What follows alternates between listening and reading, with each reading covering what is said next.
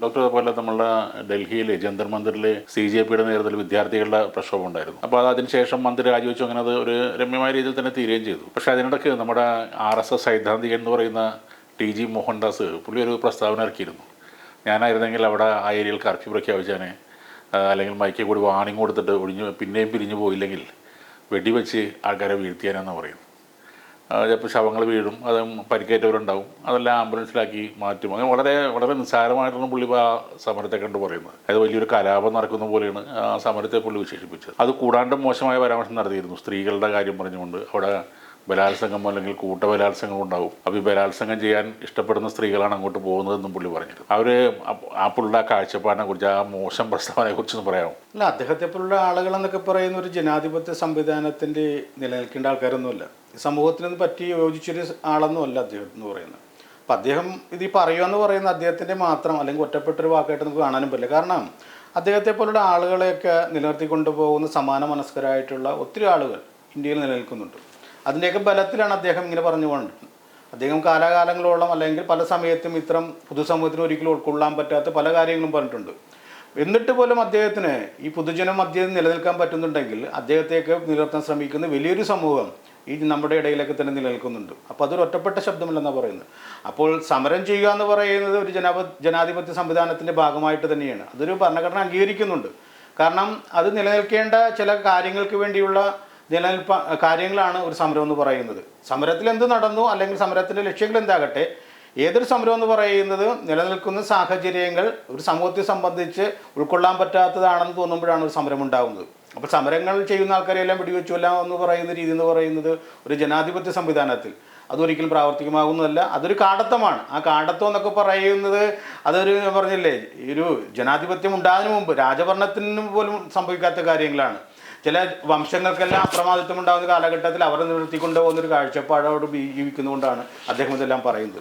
അപ്പോൾ അദ്ദേഹം ഈ പറയുന്നുണ്ട് അവിടെ പങ്കെടുത്ത പെൺകുട്ടികളെന്ന് പറയുന്നത് ഈ ബലാത്സംഗം ചെയ്യപ്പെടാൻ വേണ്ടി ആഗ്രഹിച്ച് സ്വതവേ അങ്ങോട്ട് ചെയ്യുന്നതാണെന്നാണ് പറയുന്നത്. ഇത്ര മ്ലേച്ഛകരമായ അഭിപ്രായങ്ങളാണ് അദ്ദേഹം പറയുന്നത്. കാരണം അദ്ദേഹത്തിൻ്റെ പ്രായത്തെ ബഹുമാനിക്കേണ്ടതുണ്ടായിരുന്നു, അല്ലെങ്കിൽ ഇവിടുത്തെ സ്ത്രീപക്ഷ അല്ലെങ്കിൽ സ്ത്രീ ജനങ്ങളെ മാനിക്കേണ്ടതുണ്ടായിരുന്നു. ഇതൊന്നും കണക്കാക്കാതെ വായിൽ തോന്നുന്നത് പറയുന്നൊരു കാര്യമാണ് അദ്ദേഹം അനുവർത്തിച്ചിരിക്കുന്നത്. നമ്മൾ മനസ്സിലാക്കേണ്ട കാര്യം എന്ന് പറഞ്ഞാൽ അദ്ദേഹം പറഞ്ഞിട്ടുള്ള കാര്യം ചെറിയൊരു കാര്യമല്ല സ്ത്രീ വിഷയത്തിൽ, അല്ലെങ്കിൽ സ്ത്രീകൾ ബലാത്സംഗം ചെയ്യപ്പെടേണ്ടവരാണെന്ന അർത്ഥത്തിൽ ഇദ്ദേഹം പറഞ്ഞിട്ടുള്ളത്.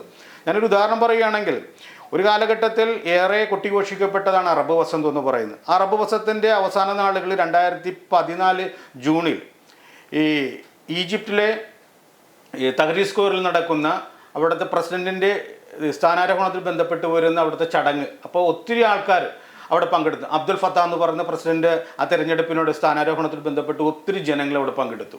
അപ്പോൾ ആ ജനങ്ങൾ പങ്കെടുത്തപ്പോൾ അവിടെ ഉണ്ടാകുന്ന ധാരാളം പെൺകുട്ടികളെ, അതായത് ഡസനിലധികം പെൺകുട്ടികളെ അവിടെ ഉണ്ടായിരുന്ന പുരുഷന്മാർ, ചെറുപ്പക്കാരായിട്ടുള്ള പുരുഷന്മാർ അവർ മോശപ്പെടുത്തുന്നുണ്ട്. മാത്രമല്ല 19 വയസ്സുള്ളൊരു പെൺകുട്ടി വളഞ്ഞു വെച്ച് ബലാത്സംഗം ചെയ്യുന്നു. ആ സമയത്ത് അതിൻ്റെ വീഡിയോ എല്ലാം ഈ ലോകസമക്ഷമൊക്കെ ഓടിയതാണ്. അപ്പോൾ ആൾക്കാർ അതിനെതിരെ വിമർശിച്ചു. അങ്ങനെ ലോകം തന്നെ ഈജിപ്തിൻ്റെ ഇത്തരം ചെയ്തികൾക്കെതിരെ നിരന്നതാണ്. അപ്പോൾ ഇതിൻ്റെ പ്രധാനപ്പെട്ട കാര്യം എന്ന് പറയുന്നത്, അന്ന് അവിടുത്തെ പണ്ഡിതന്മാരും അല്ലെങ്കിൽ ഇസ്ലാമിന് വേണ്ടി നടക്കുന്ന അല്ലെങ്കിൽ ഇസ്ലാമിൻ്റെ പ്രഭാഷണ പരമ്പരയുമായിട്ട് നടക്കുന്ന വ്യക്തികൾ പറഞ്ഞത്, ഈ തലമറയ്ക്കാതെ സമരവേദിയിലെത്തി പെൺകുട്ടികളെല്ലാം തന്നെ ബലാത്സംഗം ചെയ്യാൻ ആഗ്രഹിച്ചു എന്നാണെന്നാണ് പറഞ്ഞത്. അപ്പോൾ അതിനെതിരെയാണ് ലോകം ഒന്നടങ്കം ഇതിനെതിരെ വിമർശിച്ചു വന്നത്.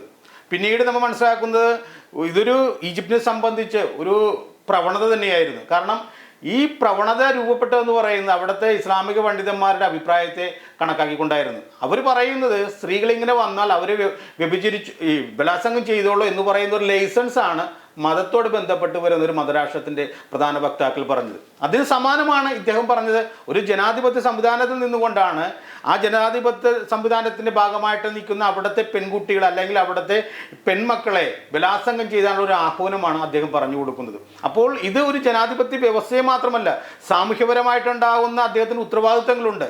ഒരു വ്യവസ്ഥിതിയെ തന്നെ തകർക്കാൻ വേണ്ടിയുള്ള ഒരു ഗൂഢാലോചനയോട് ബന്ധപ്പെട്ട് വരുന്ന കാര്യങ്ങളാണ് ഇത് ചെയ്യുന്നത്. ഇത് ചെറിയൊരു കാര്യമായിട്ട് നമുക്ക് തള്ളിക്കളയാൻ പറയാൻ പറ്റില്ല. കാരണം അദ്ദേഹം പറഞ്ഞു വെക്കുമ്പോൾ അദ്ദേഹത്തെ അനുകൂലിക്കുന്ന അല്ലെങ്കിൽ അദ്ദേഹത്തിൻ്റെ ആശയങ്ങളെ പിന്തുടരുന്ന വലിയൊരു പക്ഷമുണ്ട്. അവർ ഇത്തരം സമരങ്ങൾ നടക്കുമ്പോൾ സ്ത്രീകളെ ഈ പറയുന്ന രീതിയിൽ മോശപ്പെടുത്താം എന്ന് പറഞ്ഞ് ചെല്ലുന്നു.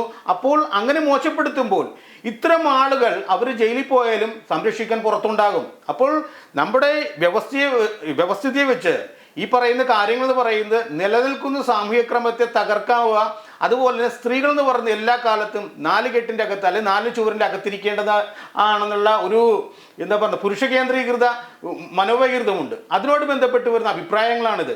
അപ്പോൾ സ്വാഭാവികമായിട്ടും നമ്മൾ മനസ്സിലാക്കേണ്ടത് ഇത്തരം ആളുകളെ ഈ ജനങ്ങളുടെ സമക്ഷം സംസാരിക്കാനുള്ള വേദികളിൽ നിന്ന് പുറത്താക്കുക, അവരുടെ അഭിപ്രായങ്ങൾക്ക് ജനങ്ങൾ ആരും തന്നെ കാതുകൊടുക്കുന്ന ഒരു അവസരം ഇനി ഉണ്ടാകാതിരിക്കുകയാണ് ചെയ്യേണ്ടത്. നമ്മൾ കേൾക്കാൻ നിലനിൽക്കുന്നത് കൊണ്ടാണ് ഇത്തരം ആളുകൾ ഇത്തരം ജൽപ്പനങ്ങൾ നടത്തുന്നത്. പക്ഷേ ആ ജൽപ്പനങ്ങളുടെ പുറകിൽ സഞ്ചരിക്കുന്ന യുവതയുണ്ട്.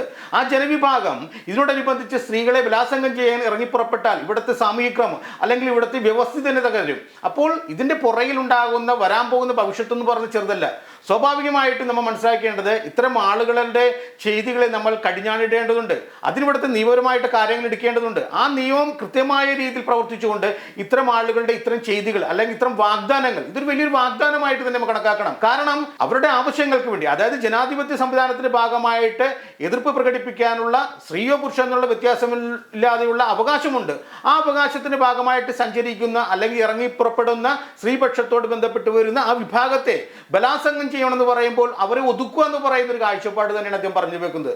സ്വാഭാവികമായിട്ടും അല്ലെങ്കിൽ ഇത് ചെന്നെത്തുന്നത് ഇത് വലിയൊരു അരക്ഷിതാവസ്ഥയിലേക്കാണ്. അതുകൊണ്ട് തന്നെ ഇത്തരം ആളുകളോട് ബന്ധപ്പെട്ട് വരുന്ന കാര്യങ്ങൾ ചെവി കൊടുക്കാതിരിക്കുന്ന അല്ലെങ്കിൽ അതിനെ പ്രൊമോട്ട് ചെയ്യുന്ന രീതിയിലുള്ള കാര്യങ്ങൾ ഈ സമൂഹത്തിൽ നിന്ന് ഉണ്ടാകാതിരിക്കാനുള്ള നടപടികളാണ് ഭരണകൂടമോ അല്ലെങ്കിൽ അതിനോട് ബന്ധപ്പെട്ട് വരുന്ന രാഷ്ട്രീയ പാർട്ടികൾ ചെയ്യേണ്ടതെന്നാണ് നമുക്ക് പറയാൻ പറ്റുന്നത്.